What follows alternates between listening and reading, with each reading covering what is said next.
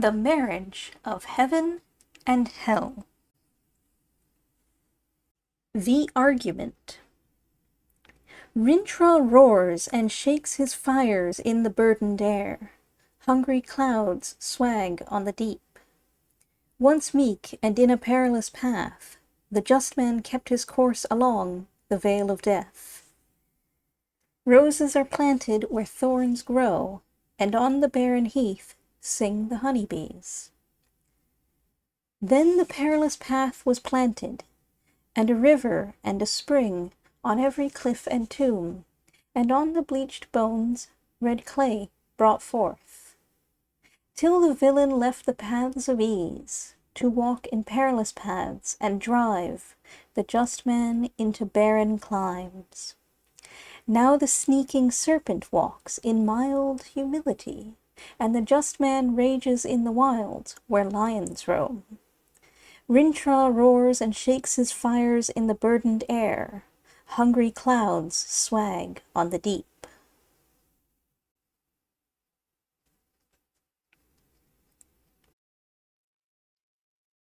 As a new heaven is begun, and it is now 33 years since its advent, the eternal hell revives, and lo, Swedenborg is the angel sitting at the tomb. His writings are the linen clothes folded up. Now is the dominion of Edom, and the return of Adam into paradise. See Isaiah 34 and 35. Chapters. Without contraries is no progression. Attraction and repulsion, reason and energy, love and hate are necessary to human existence. From these contraries spring what the religious call good and evil. Good is the passive that obeys reason. Evil is the active, springing from energy. Good is heaven, evil is hell. The voice of the devil. All Bibles or sacred codes have been the causes of the following errors. 1. That man has two real existing principles, viz. A body and soul. 2. That energy, called evil, is alone from the body, and that reason, called good, is alone from the soul. 3. That God will torment man in eternity for following his energies. But the following contraries to these are true. 1. Man has no body distinct from his soul, for that called body is a portion of soul discerned by the five senses, the chief inlets of soul in this age. 2. Energy is the only life and is from the body, and reason is the bound or outward circumference or energy. 3. Energy is eternal delight.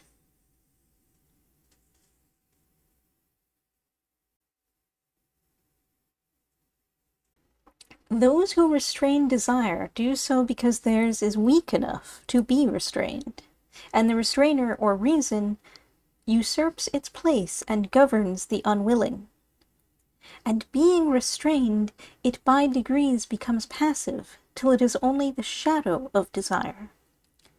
The history of this is written in Paradise Lost, and the governor or reason is called Messiah. And the original archangel or possessor of the command of the heavenly host is called the devil, or Satan, and his children are called sin and death. But in the book of Job, Milton's Messiah is called Satan. For this history has been adopted by both parties. It indeed appeared to reason as if desire was cast out, but the devil's account is that the Messiah fell and formed a heaven of what he stole from the abyss. This is shown in the Gospel, where he prays to the Father to send the Comforter or desire that reason may have ideas to build on, the Jehovah of the Bible being no other than he who dwells in flaming fire. Know that after Christ's death, he became Jehovah. But in Milton, the Father is destiny, the Son a ratio of the five senses, and the Holy Ghost vacuum. Note the reason Milton wrote in fetters when he wrote of angels and God, and at liberty when of devils and hell, is because he was a true poet and of the devil's party without knowing it. A memorable fancy. As I was walking among the fires of hell, delighted with the enjoyments of genius, which to angels look like torment and insanity, I collected some of their proverbs, thinking that as the sayings used in a nation mark its character, so the proverbs of hell show the nature of infernal wisdom better than any description of buildings or garments. When I came home, on the abyss of the five senses, where a flat-sided steep frowns over the present world, I saw a mighty devil, folded in black clouds, hovering on the sides of the rock. With corroded fires he wrote the following sentence, now perceived by the minds of men, and read by them on earth. How do you know but every bird that cuts the airy way is an immense world of delight, closed by your senses five? Oops. Proverbs of hell. In seed time learn, in harvest teach, in winter enjoy. Drive your cart and your plough over the bones of the dead. The road of excess leads to the palace of wisdom. Prudence is a rich, ugly old maid courted by incapacity.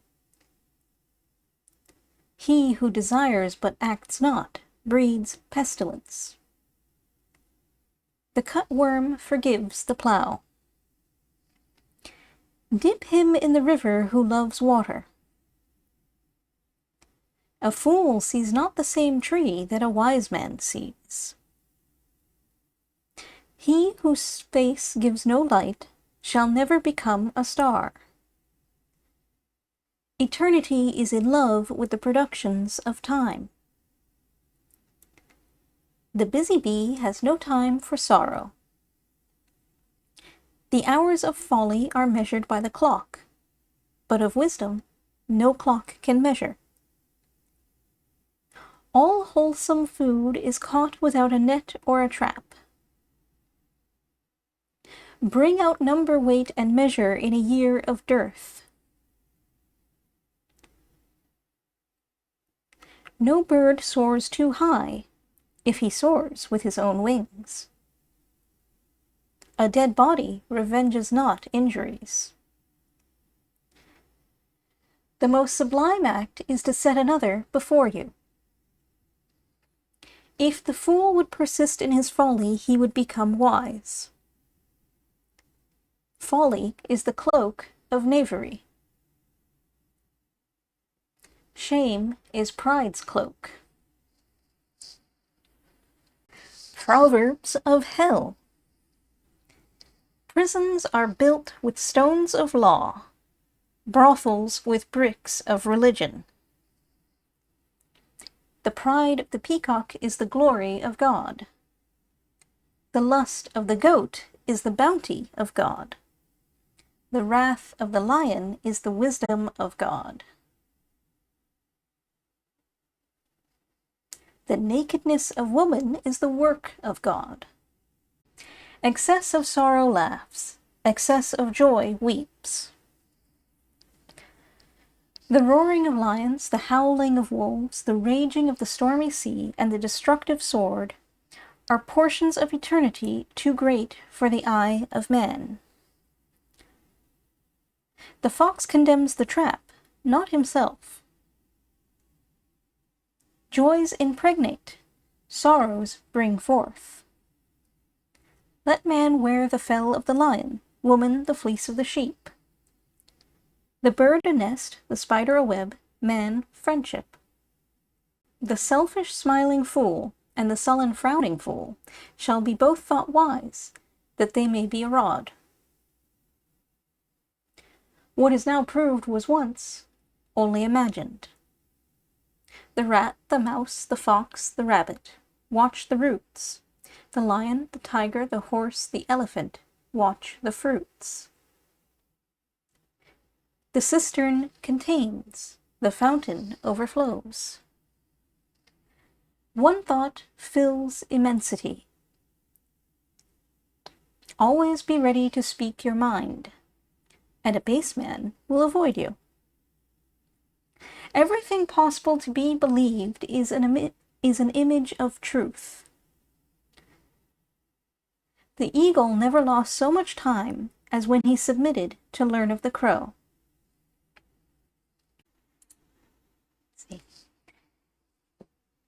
Proverbs of hell.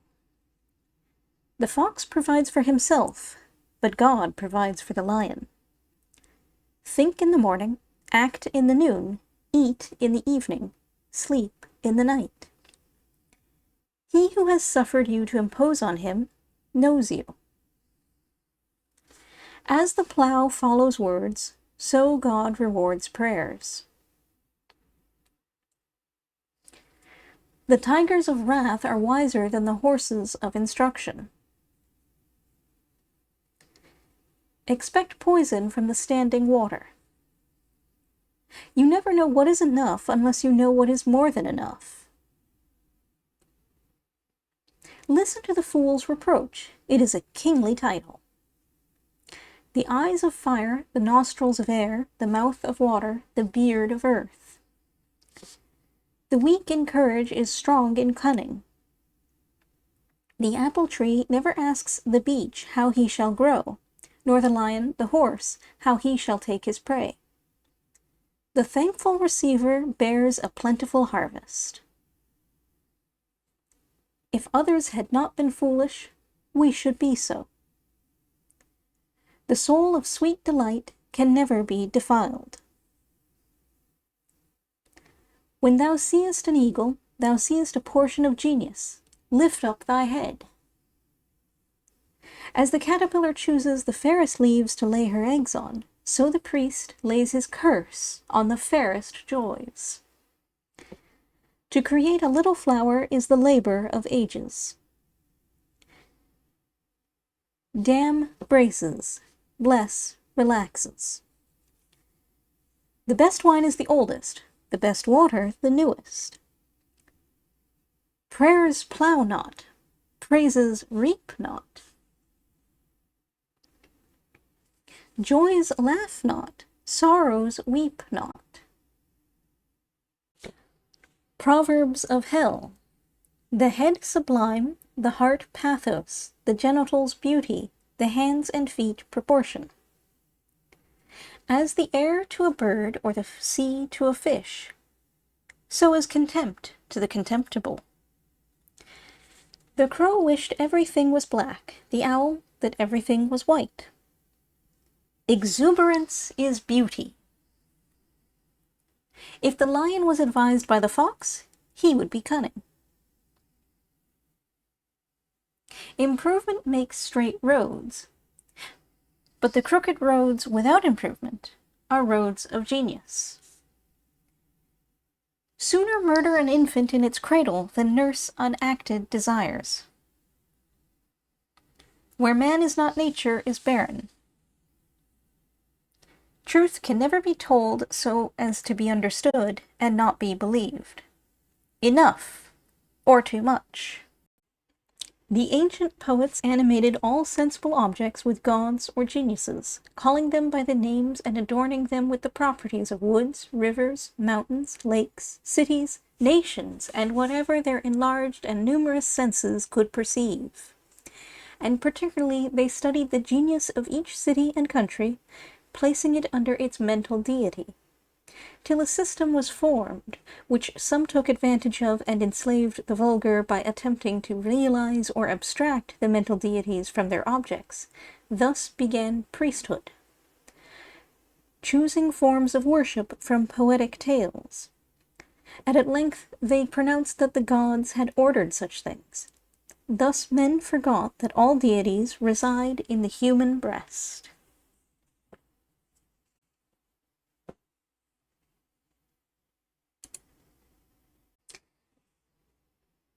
A memorable fancy. The The prophets Isaiah and Ezekiel dined with me, and I asked them how they dared so roundly to assert that God spoke to them, and whether they did not think at the time that they would be misunderstood, and so be the cause of imposition.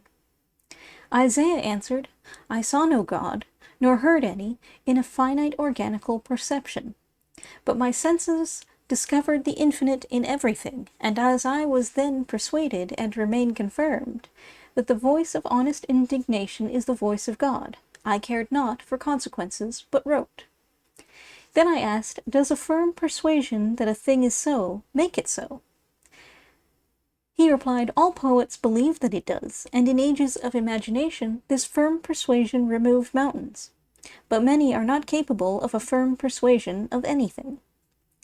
Then Ezekiel said, the philosophy of the East taught the first principles of human perception.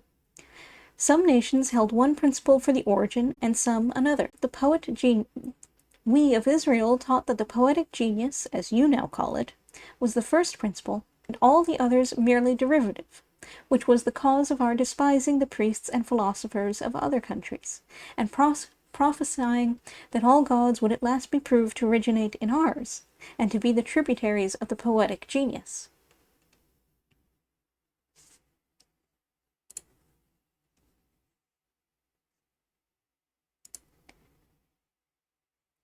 It was this that our great poet King David desired so fervently and invokes so pathetically, saying by this he conquers enemies and governs kingdoms. And we so loved our God that we cursed in his name all the deities of surrounding nations, and asserted that they had rebelled. From these opinions the vulgar came to think that all nations would at last be subject to the Jews. This, said he, like all firm persuasions, is come to pass, for all nations believe the Jews' code and worship the Jews' God, and what greater subjection can be? I heard this with some wonder, and must confess my own conviction. After dinner I asked Isaiah to favor the world with his lost works. He said none of equal value was lost. Ezekiel said the same of his.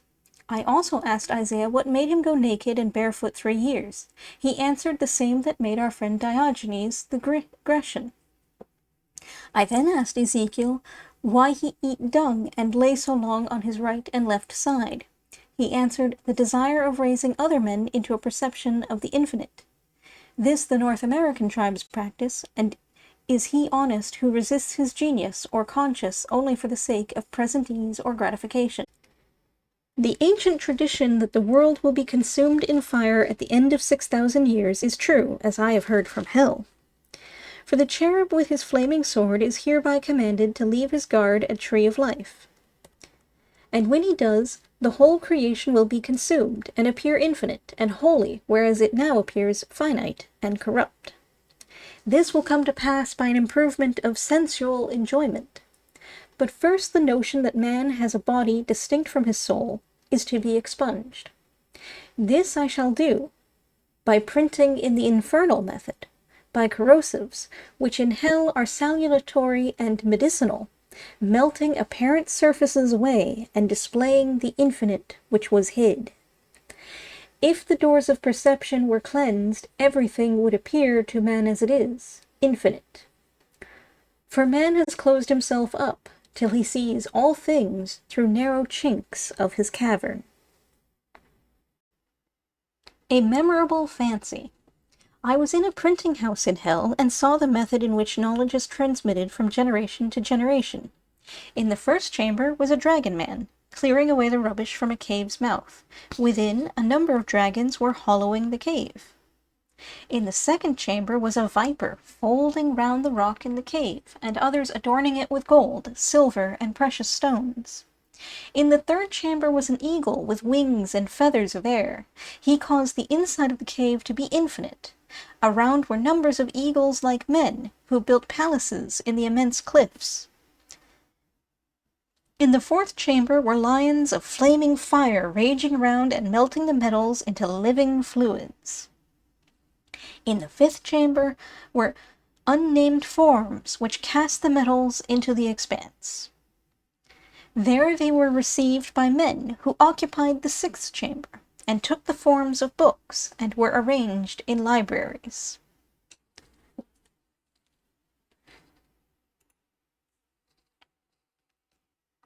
The giants who formed this world into its sensual existence now seem to live in it in chains, are in truth the causes of its life and the sources of all activity.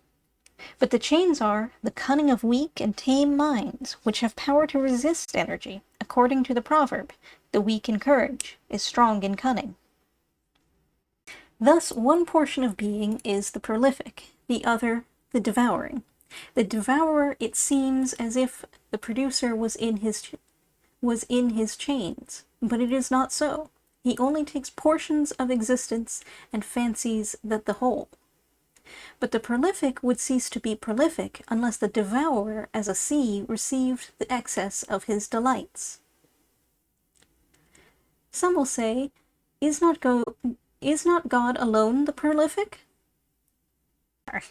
I answer, God only acts and is in existing beings or men. These two classes of men are always upon earth, and they should be enemies. Whoever tries to reconcile them seeks to destroy existence. Religion is an endeavor to reconcile the two. Note, Jesus Christ did not wish to unite but to separate them, as in the parable of sheep and goats, and he says, "I came not to send peace, but a sword." Messiah or Satan or Tempter was formerly thought to be one of the antediluvians, who are our energies. A memorable fancy. An angel came to me and said, "O pitiable, foolish young man, O horrible, O dreadful state! Consider the hot, burning dungeon thou art preparing for thyself to all eternity, to which thou art going in such career." I said, "Perhaps you will be willing to show me my eternal lot, and we will contemplate together upon it, and see whether your lot or mine is most desirable." So he took me through a stable and through a church, and down into the church vault, at the end of which was a mill. Through the mill we went, and came to a cave. Down the winding cavern we groped our tedious way, till a void boundless as a nether sky appeared beneath us, and we held by the roots of trees and hung over this immensity. But I said, "If you please, we will commit ourselves to this void, and see whether Providence is here also. If you will not, I will." But he answered, "Do not presume, O young man, but as we here remain, behold thy lot, which will soon appear when the darkness passes away." So I remained with him, sitting in the twisted root of an oak. He was suspended in a fungus, which hung with the head downward into the deep. By degrees we beheld the infinite abyss, fiery as the smoke of a burning city. Beneath us, at an immense distance, was the sun, black but shining.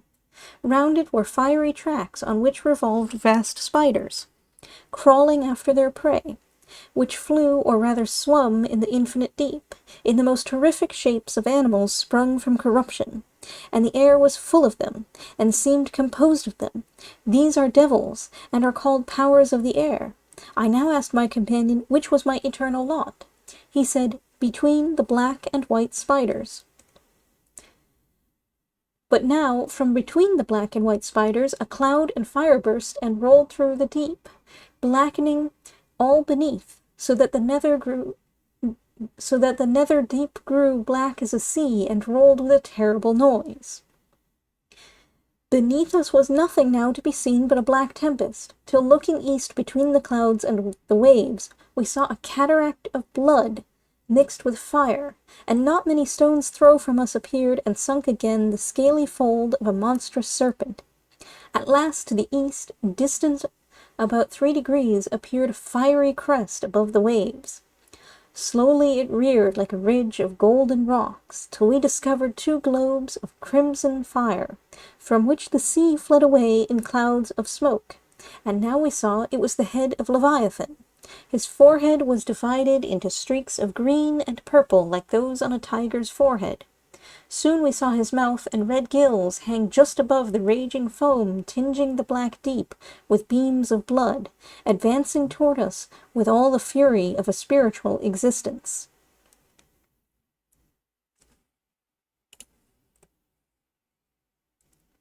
My friend the angel climbed up from his station into the mill. I remained alone, and then this appearance was no more. But I found myself sitting on a pleasant bank beside a river, by moonlight, hearing a harper who sung to the harp, and his theme was, "The man who never alters his opinion is like standing water, and breeds reptiles of the mind." But I arose and sought for the mill, and there I found my angel, who, surprised, asked me how I escaped. I answered, "All that we saw was owing to your metaphysics. For when you ran away, I found myself on a bank by moonlight hearing a harper. But now we have seen my eternal lot. Shall I show you yours?" He laughed at my proposal, but I by force suddenly caught him in my arms and flew westerly through the night, till we were elevated above the earth's shadow. Then I flung myself with him directly into the body of the sun. Here I clothed myself in white, and taking in my hand Swedenborg's volumes, sunk from the glorious clime, and passed all the planets till we came to Saturn. Here I stayed to rest, and then leaped into the void between Saturn and the fixed stars. "Here," said I, "is your lot, in this space, if space it may be called." Soon we saw the stable and the church, and I took him to the altar and opened the Bible, and lo, it was a deep pit, into which I descended, driving the angel before me. Soon we saw 7 houses of brick. One we entered. In it were a number of monkeys, baboons, and all of that species, chained by the middle, grinning and snatching at one another, but withheld by the shortness of their chains. However, I saw that they sometimes grew numerous, and then the weak were caught by the strong, and with a grinning aspect, first coupled with and then devoured, by plucking off first one limb and then another, till the body was left a helpless trunk. This, after grinning and kissing it with seeming fondness, they devoured too, and here and there I saw one savorily picking the flesh off of his own tail. As the stench terribly annoyed us both, we went into the mill, and I in my hand brought the skeleton of a body, which in the mill was Aristotle's Analytics.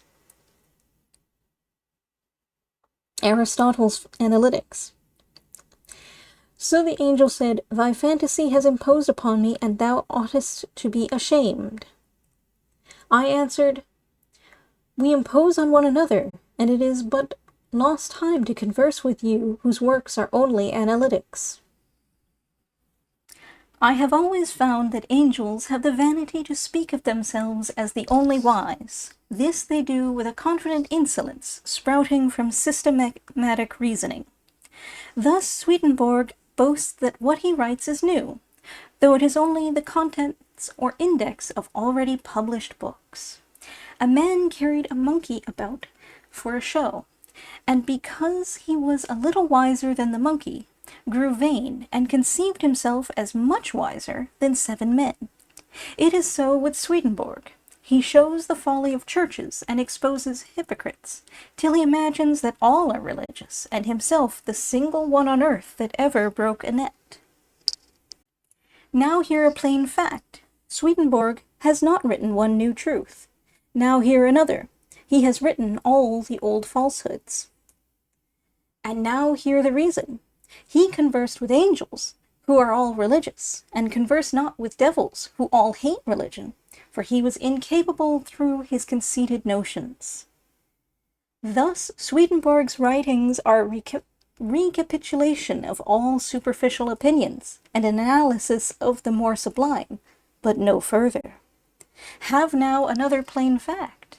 Any man of mechanical talents may, from the writings of Sus or Jacob Behmen, produce 10,000 volumes of equal value with Swedenborg's, and from those of Dante or Shakespeare, an infinite number. But when he has done this, let him not say that he knows better than his master. for he only holds a candle in sunshine. A memorable fancy. Once I saw a devil in a flame of fire, who arose before an angel that sat on a cloud, and the devil uttered these words: "The worship of God is honoring his gifts in other men according to his genius, and loving the great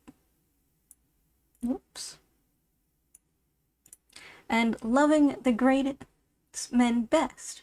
Those who envy or calumniate great men hate God, for there is no other God." The angel, hearing this, became almost blue, but mastering himself, he grew yellow, and at last white, pink, and smiling, and then replied, "Thou idolater, is not God one?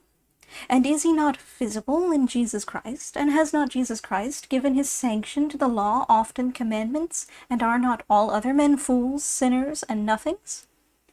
The devil answered, "Bray a fool in a mortar with wheat, yet shall not his folly be beaten out of him. If Jesus Christ is the greatest man, you ought to love him in the greatest degree. Now hear how he has given his sanction to the law of 10 commandments. Did he not mock at the Sabbath, and so mock the Sabbath's God? Murder those who were murdered because of him? Turn away the law from the woman taken in adultery? Steal the labor of others to support him? Bear false witness when he omitted making a defense before Pilate? Covet when he prayed for his disciples, and when he bid them shake off the dust of their feet against such as refused to lodge them? I tell you, no virtue can exist without breaking these 10 commandments. Jesus was all virtue, and acted from impulse, not from rules."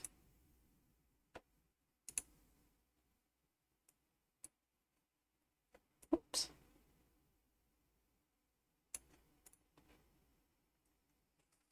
When he had so spoken, I beheld the angel who stretched out his arms, embracing the flame of fire, and he was consumed, and arose as Elijah.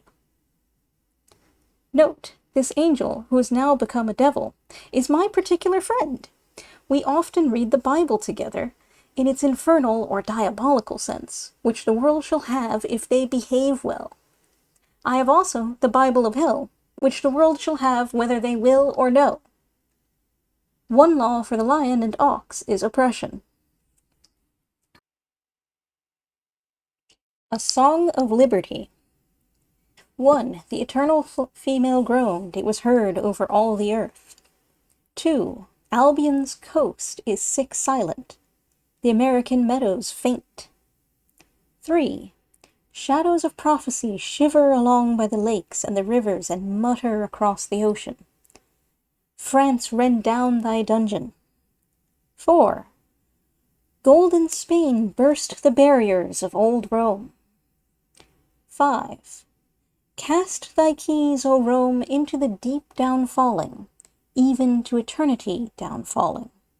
6. And weep. 7. In her trembling hands she took the newborn terror howling. 8. On those infinite mountains of light, now barred out by the Atlantic Sea, the newborn fire stood before the starry king. 9. Flagged with grey-browed snows and thunderous visages, the jealous wings waved over the deep. 10. The speary hand burned aloft, unbuckled was the shield, forth went the hand of jealousy among the flaming hair, and hurled the newborn wonder through the starry night. 11. The fire is falling. 12. Look up, look up! O citizen of London, enlarge thy countenance. O Jew, leave counting gold, return to thy oil and wine. O African, black African, go, winged thought, widen his forehead. 13. The fiery limbs, the flaming hair, shot like the sinking sun into the western sea. 14. Waked from his eternal sleep, the hoary element roaring fled away. 15. Down rushed beating his wings in vain the jealous king.